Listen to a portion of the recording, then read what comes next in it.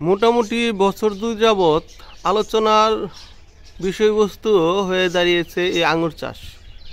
অনেকেই বলতেছে বাংলাদেশের প্রেক্ষাপটে আঙ্গুর চাষ সম্ভব না, আবার অনেকেই বলতেছে না বাংলাদেশে তো আঙ্গুর চাষ হয়।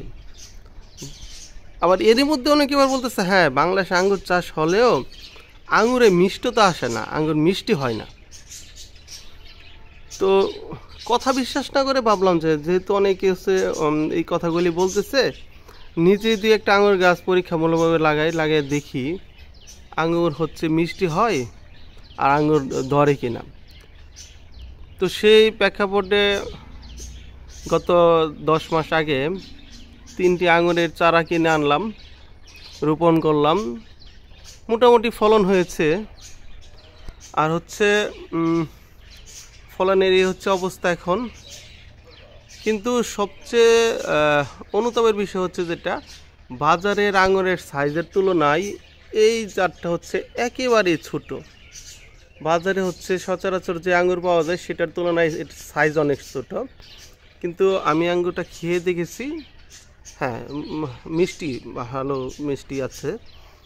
তবে হচ্ছে প্রথমেই আমি যেটা ভুল করেছি সেটা হচ্ছে জাত নির্বাচনে। এটা হচ্ছে আমি যে 3টা জাত এখানে এসে রোপণ করেছিলাম সেই 3টা জাত নির্বাচনে ভুল করেছি।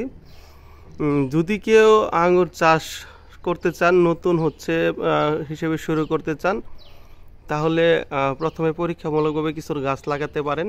তবে হ্যাঁ আরেকটা কথা হচ্ছে সেটা হচ্ছে বাংলাদেশে এখন কিন্তু বেশ কিছু পরীক্ষিত জাত আছে, ওই জাতগুলি হচ্ছে আপনি নির্বাচন করতে পারেন, তাহলে হচ্ছে আপনি হচ্ছে সফল হবেন। যেরকম এবছর আমি কিন্তু বেশ কিছু জাত কালেক্ট করেছি যেগুলি পরীক্ষিত জাত।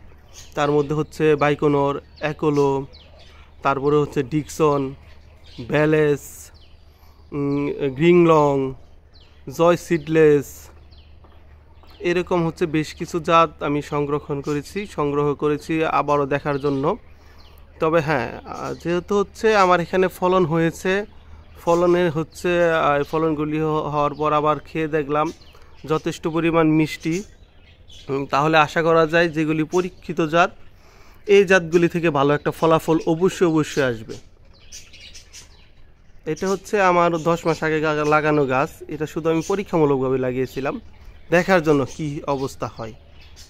মাশাআল্লাহ খারাপ হয়নি, ফল ভালো, বেশ কয়েকটি থোকা এসেছে। কিন্তু সমস্যা একটাই, এটা হচ্ছে একদম ছোটো হয়েছে। আর হচ্ছে এই যে এই সাইজ,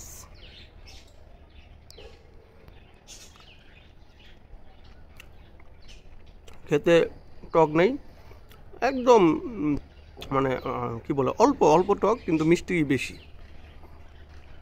চাইলে আমি যে জাতগুলির নাম বললাম এইগুলি দিয়ে যে কেউ শুরু করতে পারেন, আশা করা যায় ব্যর্থ হবেন না।